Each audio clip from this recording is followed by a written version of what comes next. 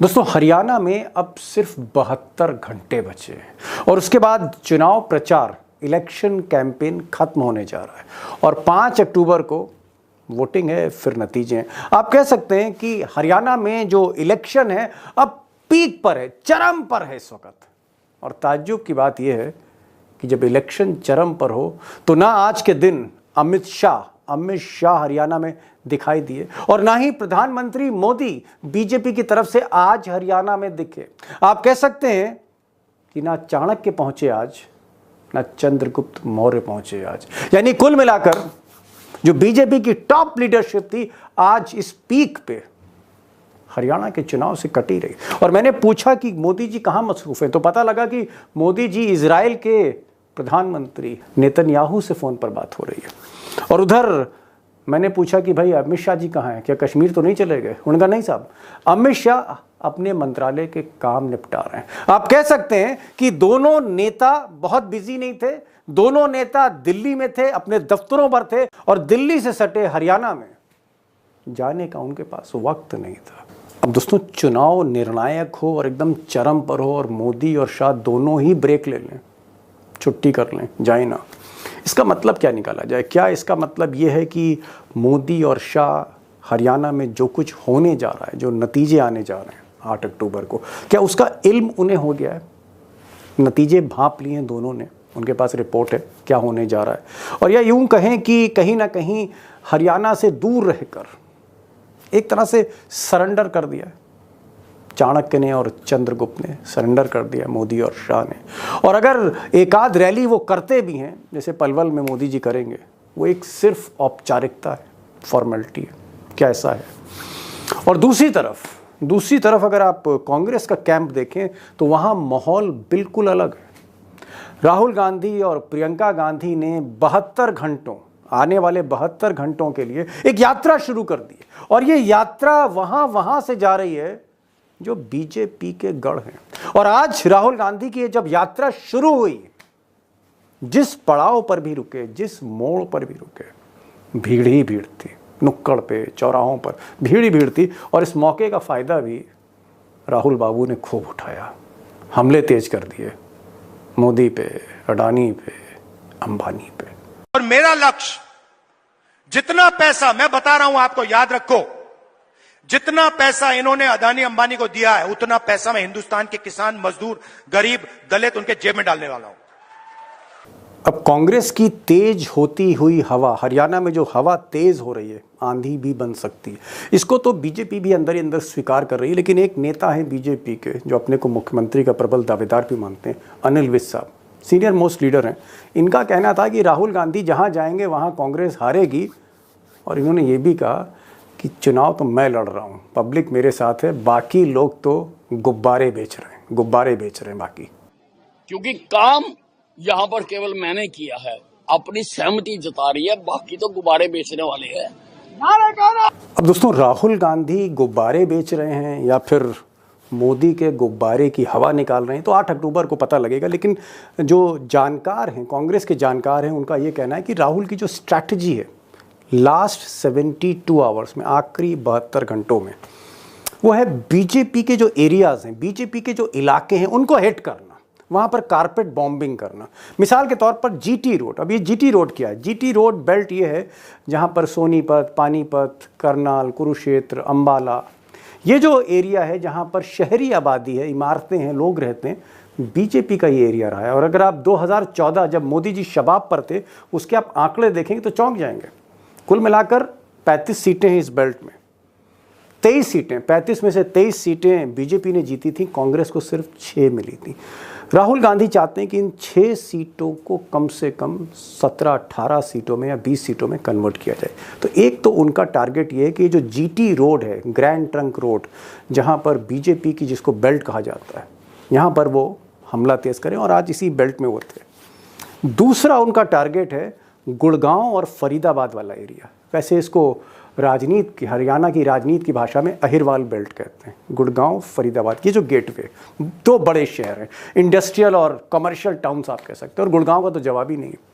वो यहाँ पर भी टारगेट करना चाह रहे हैं क्योंकि ये भी बीजेपी की बेल्ट है, गुड़गांव और फरीदाबाद। तो 3 तारीख को आखिरी दिन हथौड़ा चलेगा राहुल गांधी का इस बेल्ट पे, गुड़गांव हरियाणा। तो कुल मिलाकर उनकी स्ट्रेटजी है कि अगर कांग्रेस को 55 के ऊपर ले जाना है, 55 सीटें जो एवरेज हर सर्वे में आ रहा है कांग्रेस का, अगर इसको ऊपर ले जाना है 60 के ऊपर, 65 हो सकता है टारगेट 70 प्लस हो, लेकिन अगर 60 के ऊपर ले जाना है इन सीटों को, तो वो जीटी रोड और गुड़गांव फरीदाबाद, ये जो 2 बेल्ट हैं, वहाँ पर वो हमला तेज कर रहे हैं, घर घर कस्बे कस्बे तक हिलाना चाहते हैं वो, कि अगर बीजेपी को यहाँ घेर लिया जाए उसी के इलाके में, तो खेल हो सकता है।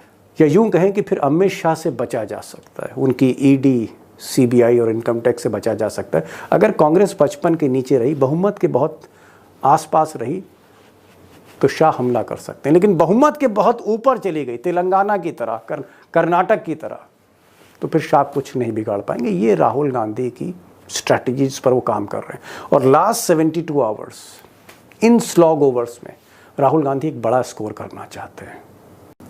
अब दोस्तों, एक गुजारिश मैं ज़रूर आपसे करूंगा कि भले ही आप महाराष्ट्र से हों, उत्तर प्रदेश से हों, बिहार से हों, दिल्ली से हों, मध्य प्रदेश से हों, जहाँ से भी आप इस प्रोग्राम को, वीडियो को देख रहे हैं, हरियाणा को इग्नोर मत करिए। हरियाणा एक छोटा राज्य नहीं है, लोकसभा की 10 सीटों वाला राज्य नहीं है।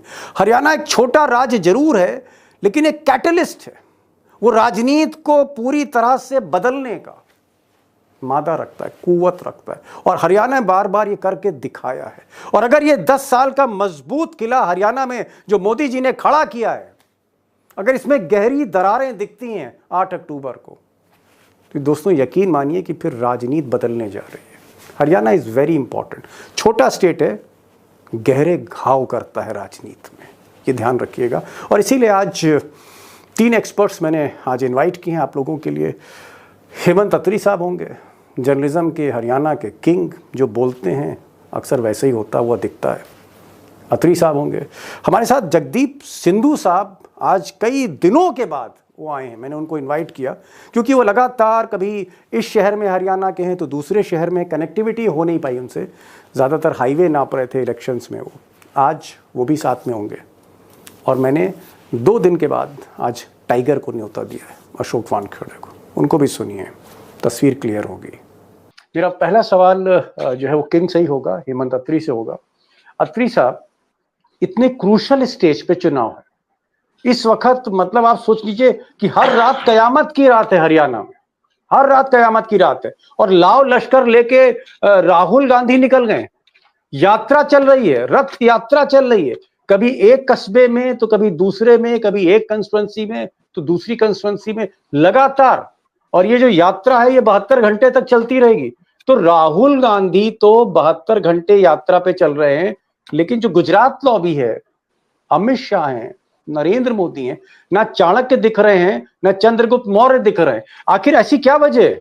ये जो स्लॉग ओवर चल रहे हैं, हर गेंद, हर बॉल इंपॉर्टेंट है, ना मोदी इज देयर, ना अमित शाह इज देयर। ये हो क्या रहा है सर? गुजरात लॉबी कहाँ है? Deepak ji, with all due apologies, मुझे तो ऐसा लगता है कि जहां तक दिल्ली का सवाल है, मोदी जी और शाह का, मुझे लगता है कि उन्होंने हरियाणा में सरेंडर कर दिया है। क्या? मुझे लगता है हरियाणा में सरेंडर कर दिया, जो प्रदेश के समर्पण हालात, चुनावी हालात, आत्मसमर्पण कर दिया है। ये 10 साल में पहली बार है। 2013 से शुरू करेंगे आप, जब 15 सितंबर को रैली की थी, आपको ध्यान होगा, तब से लेकर के अब भी सितंबर ही खत्म हो रहा है। आज पहला अवसर है जब हरियाणा के अंदर शादी हो रही है और दोनों जने गायब है, चाहे वो मोदी हो चाहे शाह हो। हालांकि प्रधानमंत्री का आप ये कह सकते हैं कि 3 रैलियां कर चुके हैं वो, और चौथी उनकी स्लेटेड है वहां पे पलवल के लिए। लेकिन अमित शाह तो आपको पता है जहां भी चुनाव होता है वहां जाकर के बैठ जाते हैं। तो ये पहली बार हो रहा है कि इस तरह की स्थिति बनी है। और इसका सीधा सीधा कारण मैं ये मानता हूं कि हरियाणा में एक कहावत है कि जब बैंड बजेगा तब पैर उठता है। तो मुझे लगता है बीजेपी का बैंड दूसरे तरीके से बज गया है, और वो समझ चुके हैं कि यहाँ पर कुछ अब हासिल होने वाला नहीं है, इसलिए उन्होंने धीरे धीरे अपने आप को डिस्टेंस करना शुरू कर लिया। ऐसा मेरा व्यक्तिगत तौर पर मानना है। आज जिस तरीके से मोदी शो क्या करना चाहते हैं, उनको लगता है कि अगर वो ज्यादा रैलियां करते हैं और चुनाव में वो हार जाते हैं तो ब्रांड मोदी की बात होगी, मोदी के बारे में बात होगी कि मोदी का जादू नहीं चला। क्या इन सब डर से पांव खींच लिए हैं मिस्टर मोदी ने?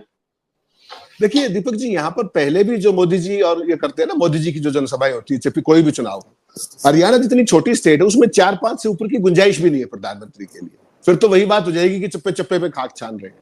तो इस बार उन्होंने क्या किया कि चूंकि उनको माहौल पता था कि इस तरह की स्थितियां, सारा फीडबैक होता है सरकार के पास, ऐसी बात नहीं, आईबी है, इंटेलिजेंस एजेंसी है, सर्वे है, तो उन्होंने कुरुक्षेत्र में आज से 15 दिन पहले रैली कर दी।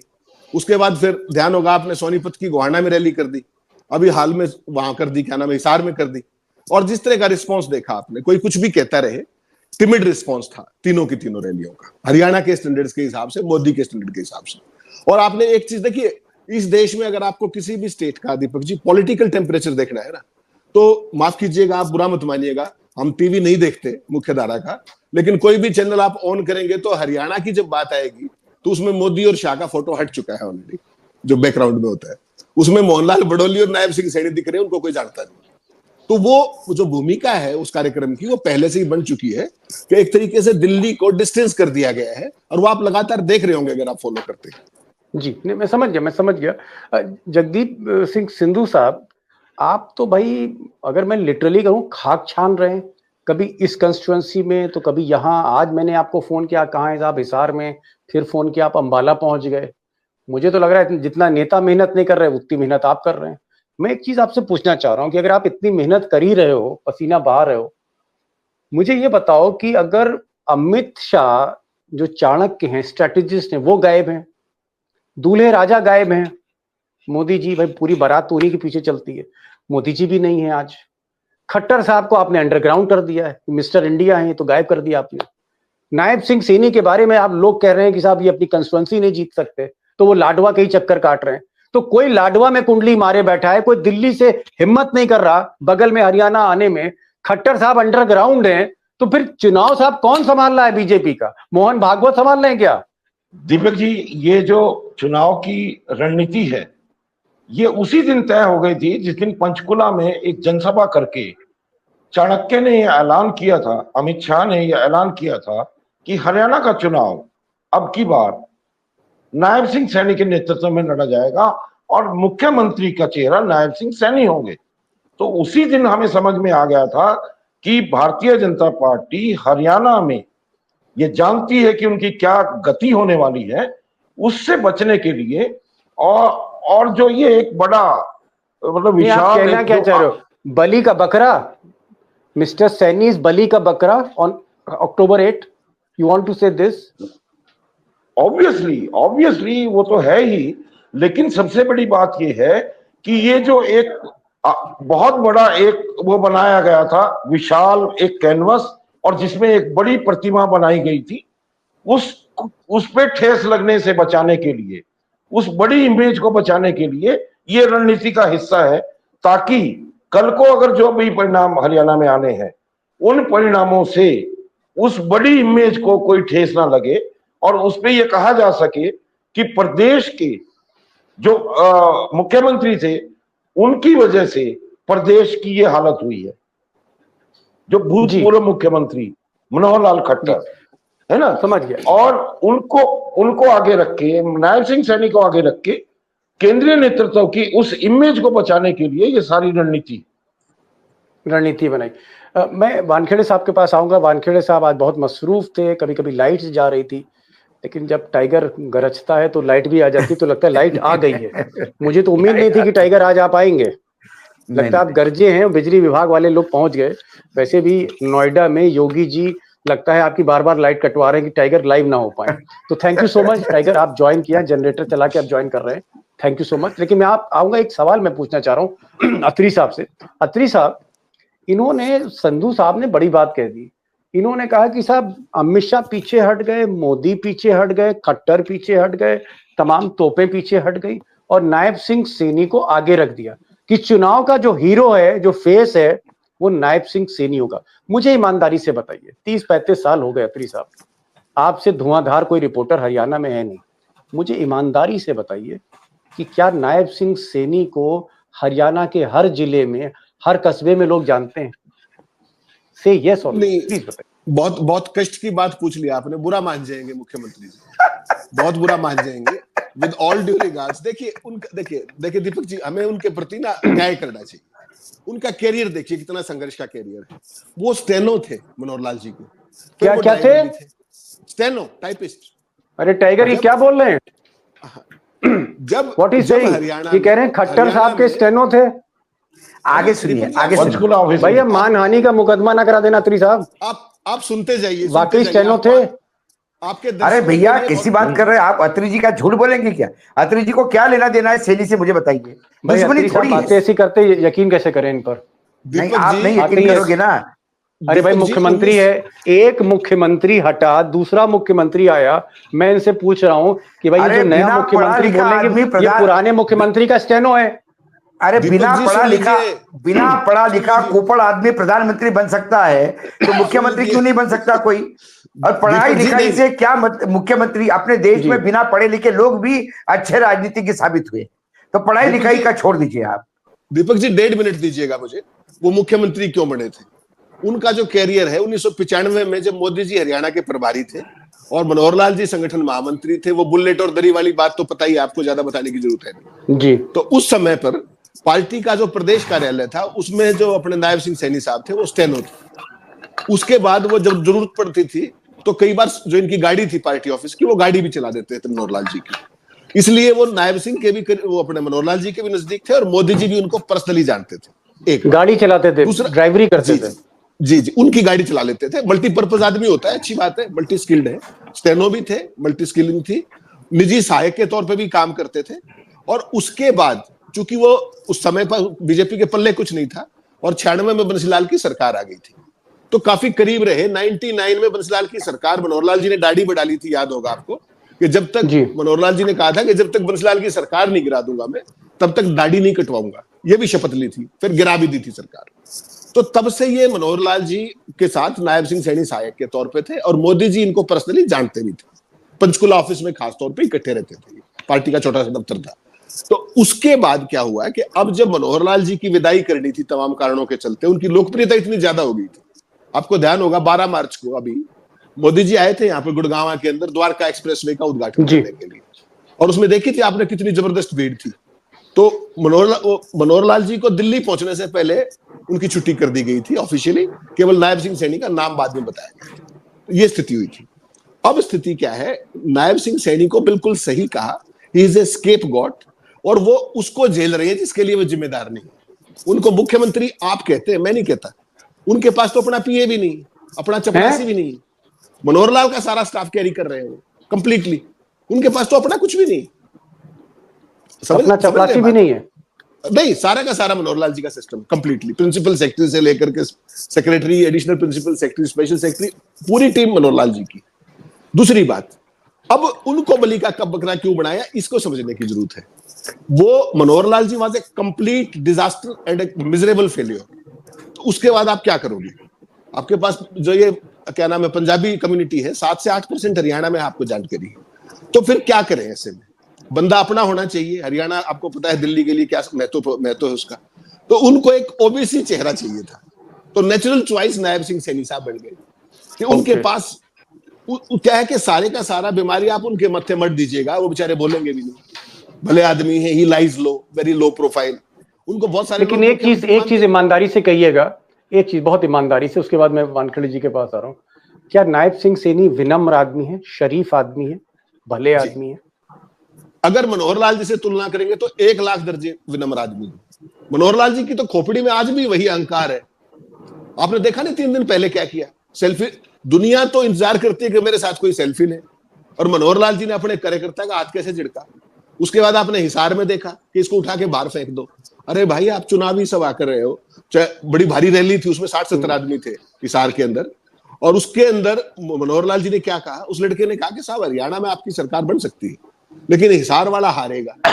इधर आ, तुझे मैं बताता हूँ, इसको उठा के बाहर फेंक दो। अपनी सिक्योरिटी को कहा, वो उसको बाहर फेंक दिया कार्यकर्ता को। तो मनोहर लाल जी का दिमाग में जो अहंकार है वो 7वें आसमान पे है। और आज भारतीय जनता पार्टी की जो गत है, उसके लिए अगर कोई सिंगल हैंडेड जिम्मेवार है तो उसका नाम है माननीय Manohar Lal ji. Okay, got your point. आपने कहा कि नायब सिंह सैनी मनोहर लाल खट्टर की तुलना में लाख गुना विनम्र हैं, पोलाइट हैं, शरीफ आदमी हैं। टाइगर, मैं एक दूसरा सवाल कर रहा हूं आपसे। सवाल यह है कि पहला इलेक्शन में देख रहा हूं 2014 के बाद, जहां पर मोदी और शाह इलेक्शन से परहेज कर रहे हैं। कभी मोदी अमेरिका चले जा रहे हैं, कभी मोदी दिल्ली में छोटे छोटे फंक्शंस अटेंड कर रहे हैं, बड़ी मुश्किल से वो रैली में जाते हैं। आज इतना क्रूशल दिन है, 3 दिन बचे हैं, 72 घंटे बचे हैं, और आज मैं देख रहा हूं कि राहुल गांधी रैली निकाल रहे हैं, प्रियंका गांधी सड़कों पर हैं, कहीं भूपिंदर हुड्डा मंच पर हैं, कहीं शैलजा मंच पर हैं। जो कमियां हैं कांग्रेस की उसको राहुल गांधी पूरा कर रहे हैं, और दूसरी तरफ जो मुकाबला जिनसे हो रहा है बीजेपी से, दिल्ली से सटा हुआ हरियाणा है, और मोदी जी दिल्ली में, अमित शाह दिल्ली में, उसके बाद हिम्मत नहीं कर रहे हैं कि 2 कदम चल के पहुंच जाएं। उसका कारण क्या है? What is this sir? उसका कारण है दीपक भाई, जो पहले फर्स्ट टाइम नहीं, फर्स्ट टाइम नहीं, पहले दिन से हम सभी लोग कह रहे हैं आपके चैनल पे बार बार, ये चुनाव जनता लड़ रही है, कांग्रेस में। कांग्रेस के खिलाफ तो ये ताकत से उतरते, जनता के खिलाफ उतरने की इनकी हिम्मत नहीं। मैं आज एक बीजेपी के प्रत्याशी का, मतलब एक बड़े नेता का मैंने भयानक उसकी सभा देखी, जिसके सभा में वो खड़ा था और साथ में 4 लोग और खड़े थे। सामने चेयर पे एक भी आदमी नहीं बैठा था, 2 पुलिस वाले खड़े थे, और हार भी गाड़ी से उतरने वाले 7 वाले आदमी ने उनको पहनाया, और उसके बाद उन्होंने खाली चेयर को नमस्ते करके निकल गए। ये हालत तब होती है जब जनता चुनाव लड़ती है। जनता चुनाव लड़ रही है, बिश्नोई जी की बात कर रहे हैं आप? बिल्कुल, ये बात, हाँ वैष्णव उसी की बात कर रहा हूँ। ये बात जब मैं कर रहा हूँ तो ये बात नरेंद्र मोदी जी को पता है। उनको ये पता है कि गांव से बारात भारी नहीं होती, बारात का बड़ा स्वागत होता है, तो बारातियों को लगता है कि ये गांव वाले हमसे डर गए, फिर बाराती थोड़ी बदतमीजी करने लगते हैं तो गांव वाले पीट पीट के भगा देते हैं। तो मोदी जी जान गए, शाह जान गए कि अब हमारी बारात जो है वो पीटने की स्थिति में आ गई है, तो अपन ना जाए तो ज्यादा अच्छा है। दूसरी बात जो आप बार बार कह रहे हैं कि सैनी को स्केपगोट बनाएंगे, अरे आप किसी को भी स्केपगोट बनाओगे? सैनी कौन था? कौन लाया सैनी को? कौन लाया खट्टर को? आप लाए। खट्टर कैसा था ये आपको मालूम था? आपके मित्र थे, मोटरसाइकिल पे घूमते थे। तो खट्टर लाने का पाप आपने किया, तो इसका भुगतान आपको करना पड़ेगा। ओके। खट्टर को नहीं। यदि मैंने दूध में नींबू निचोड़ा और दूध फट गया तो नींबू का दोष नहीं है, नींबू तो दूध को फाड़ेगा ही। दोष मेरा है जो मैंने नींबू निचोड़ा। तो हरियाणा के राजनीति में खट्टर नाम का नींबू किसने निचोड़ा? मोदी ने निचोड़ा। तो मोदी को दूध फाड़ने का इल्जाम जाएगा, आप बच नहीं सकते। हरियाणा का किसान लड़ाकू नहीं है, वो लड़ता है कुदरत से, वो लड़ता है आसमान से, वो लड़ता है बाढ़ से, वो लड़ता है अतिवृष्टि से, लड़ता है अनावृष्टि से, लड़ता है जमीन की कमजोर होने पे, लेकिन अनाज उगा के देता है, इस देश के लोगों को पेट भरता है। आज उस किसान को आपने रास्ते पे यदि उतारा है, किसान का काम लड़ाई करने का नहीं है। आज यदि उस किसान को आपने हाथ में शस्त्र लेके उतारा है लड़ाई में, तो ये आपकी जिम्मेदारी। आपने इस देश के बहुत बड़े, इस देश के अन्नदाता को आपने सामने आने पे, रोड पे मजबूर किया है। ये मोरल डाउन। आज आपने, हरियाणा सबसे ज्यादा खिलाड़ी देता है इस देश को, सबसे ज्यादा देता है। मुझे कोई शर्म नहीं है कहने में, क्योंकि मैं मराठी हूँ। हरियाणा कैसा कुमार है? हरियाणा देता है भाई। मैं मराठी हूं, जहां कुश्ती शुरू हुई थी छत्रपति शाहू महाराज के कोल्हापुर से, लेकिन मुझे गर्व है आज हरियाणा के पहलवान वहां जाके महाराष्ट्र केसरी बनते थे। यह हरियाणा ने दिया हुआ इस देश को है। राष्ट्र के अंतरराष्ट्रीय स्तर पे हरियाणा के इन्हीं बेटों ने देश की इज्जत, उनकी बेटियों की इज्जत लूट गई। प्रधानमंत्री मौन है, और आज बाबर का उदाहरण दे रहे हैं। कौन है बाबर? बाबर ने कितने महिलाओं की इज्जत लूटी बताइए? मंदिर तोड़े होंगे, इनके बाबरों ने तो महिलाओं की इज्जत लूटी है, हरियाणा की बेटियों की। उसका हिसाब कौन देगा?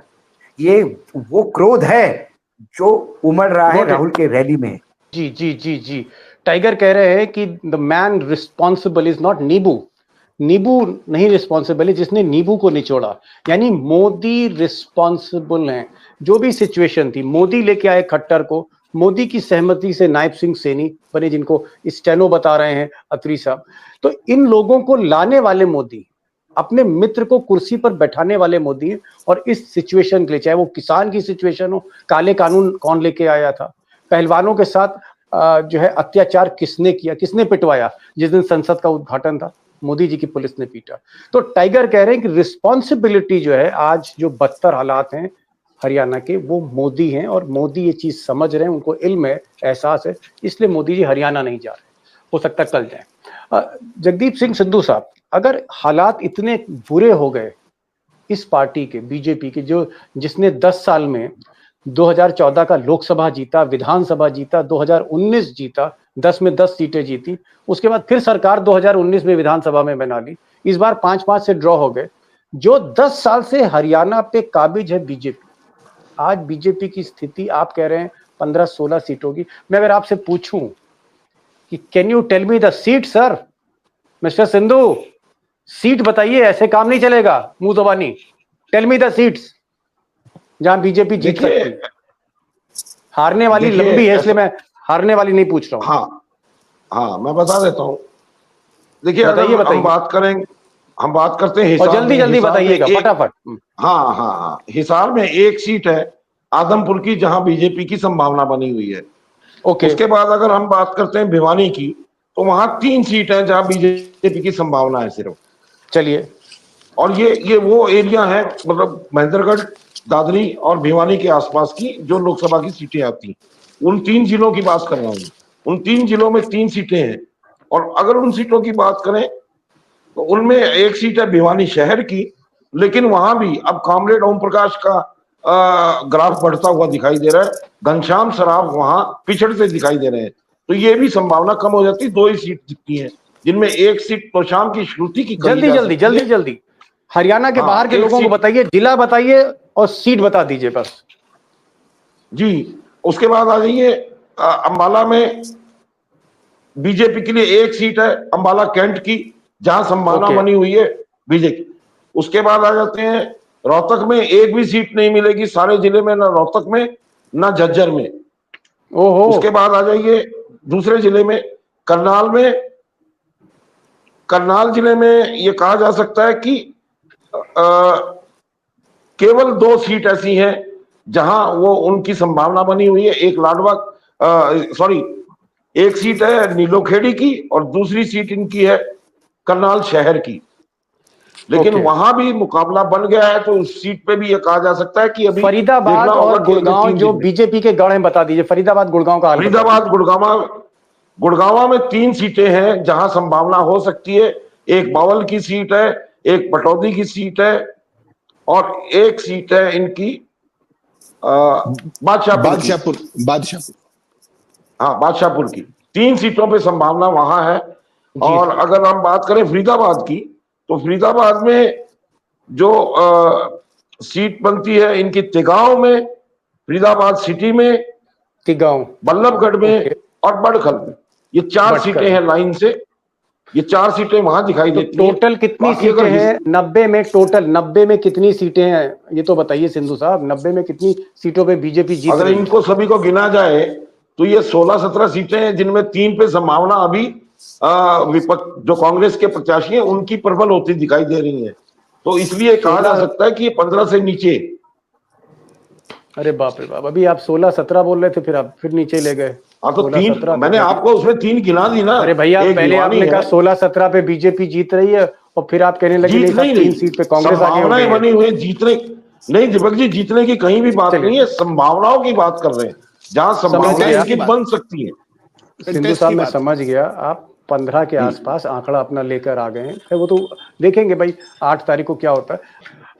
मुझे लगता है अत्री साहब, अग्नि परीक्षा का समय आ गया है आपकी, और हम चाहेंगे कि आज राहुल गांधी की रैली के बाद, रथ यात्रा के बाद, इससे पहले मोदी जी की जो रैली हुई, फिर राहुल गांधी की जो रैली हुई, और अब क्योंकि मैंने कहा ना 48 घंटे ही बचे हैं प्रचार खत्म होने में, आज की तारीख में अब क्या स्थिति है? सूरज ढलने के बाद, महीना खत्म होने के बाद वो स्थिति क्या है? कांग्रेस कितने पे खड़ी है, बीजेपी कितने पे खड़ी है? यस मिस्टर अत्री। Deepak ji, straight answer. अभी तक जो मैं कहता आया था 60 + -2, ये आपको ध्यान होगा पहले दिन से, आज की तारीख में कांग्रेस के जो -2 थे वो हट गए। और +2 हो गए।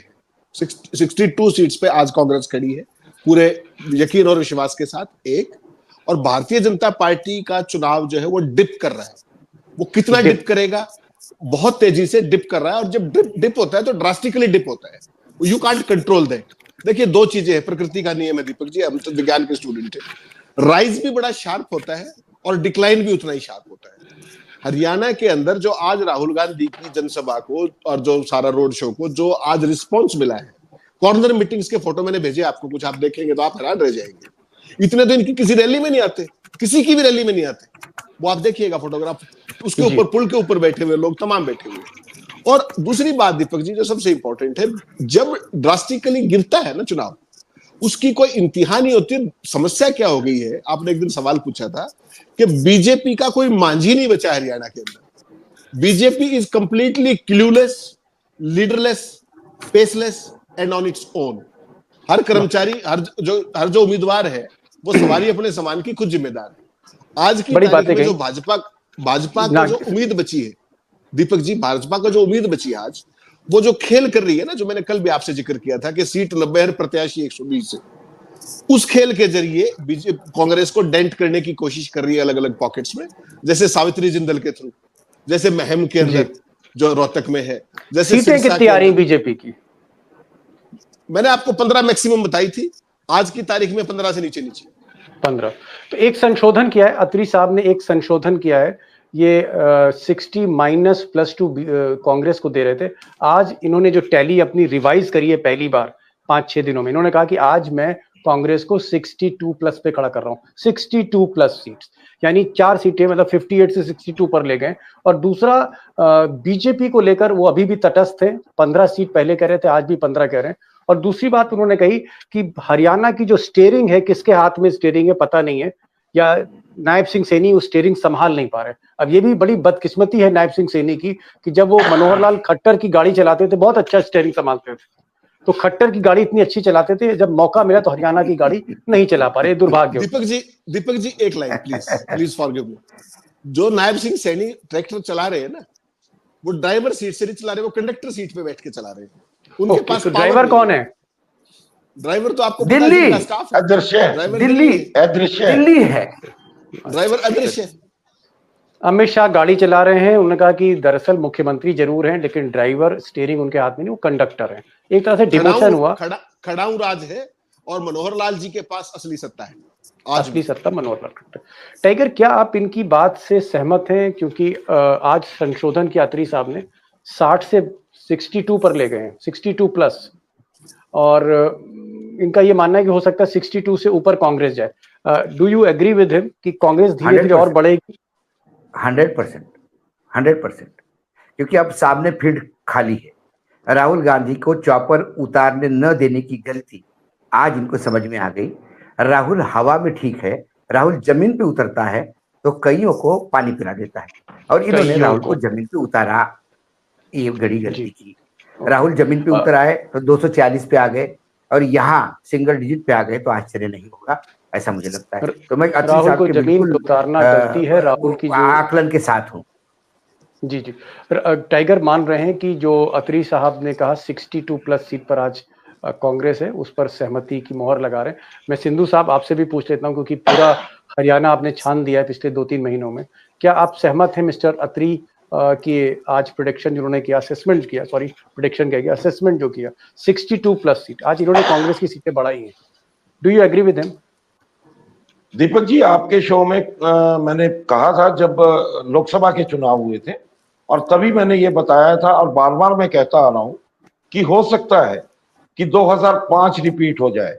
तो इनके जो आंकड़े बताए हुए हैं, जिसपे टाइगर ने हाँ किया है, सहमत हुए हैं, और जो हेमंत जी बता रहे हैं, मुझे लगता है कि उससे भी आगे कहीं स्टेज चली जाए।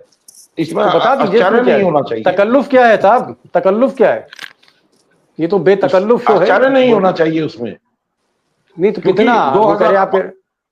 अरे भाई, आप कह रहे हैं कि 62 से भी ज्यादा, तो बता तो दीजिए कहां पर जाके गाड़ी रुकेगी। अगर गाड़ी इस तरह ही चलती रही और जिस तरह की सीटों के आकलन है और जो लोगों की प्रतिक्रियाएं हैं, तो मुझे लगता है 70-72 सीटों पे भी जा सकती है कांग्रेस। अरे अब मुझे लगता है प्रोग्राम खत्म करने का समय आ गया है। एक आखिरी लाइन में जोड़ता हूँ दीपक भाई इसमें, ये जो गाड़ी चल रही है ना कांग्रेस की, ये कांग्रेस नहीं चला रही है, हरियाणा की सारे मतदाता उस कांग्रेस के गाड़ी को धक्का दे रहे हैं। अब जब जनसैलाब पीछे गाड़ी को धक्का देगा तो ना ब्रेक काम करेंगे ना स्टीयरिंग काम करेगा। अब तो ये गाड़ी, ये जनता जहां ले जाएगी वहां गाड़ी को जाना है। वही गाड़ी जनता चला रही है, कांग्रेस की जो गाड़ी है उसमें जो धक्का लग रहा है वो जनता का है, जनता बनाम भाजपा हो रहा है। आज दोस्तों वाइंड अप करने से प्रोग्राम से पहले एक इंपॉर्टेंट चीज मैं बता रहा हूँ कि अत्री साहब आज अपनी टैली को 60 से 62 पर ले गए हैं और उस पर मोहर लगाई टाइगर ने। और सिंधु साहब ने, जो कई दिनों बाद लौटे हैं क्योंकि लगातार ये भ्रमण पे थे, इलेक्शन कवर कर रहे थे, इन्होंने कहा नहीं साहब 62 नहीं, ये 72 भी हो सकता है, ये 70 भी हो सकता है, ये इनका कहना है। मैं फिर एक फाइनल राउंड अप आपसे लूंगा कल, और उसके बाद कोशिश मेरी ये होगी कि 3 तारीख को जब कैंपेन खत्म होता है तो मैं लाइव शो करूं। टाइगर आप आए और अत्री साहब आज फिर आपने कमाल किया जिस तरह से आपने असेसमेंट दिया, और जो मैंने आपने शुरू में बात कही मैं आज फिर दोहरा रहा हूँ, लास्ट लाइन यही है, ये कहना है अत्री साहब का कि गुजरात लॉबी ने हरियाणा में सरेंडर कर दिया, समर्पण कर दिया। और बहुत बहुत शुक्रिया मैं सिंधु साहब का भी कहूंगा कि आप जुड़े, थैंक यू सो मच। नहीं, गुजरात लॉबी ने सरेंडर नहीं किया, गुजरात लॉबी को हरियाणा के जनता ने घुटनों पे लाया, जिसे आप सरेंडर कह रहे हैं। चलिए मैं फिर से संशोधन कर लेता हूं क्योंकि जो एक्सपर्ट्स बोलते हैं उन्हीं की आवाज में बोलता हूं। इनका कहना है कि दीपक जी आपने गलत बोला, सरेंडर नहीं किया है, हरियाणा की जनता गुजरात लॉबी को घुटनों पर ला रही है, making them come on their knees. Thank you so much.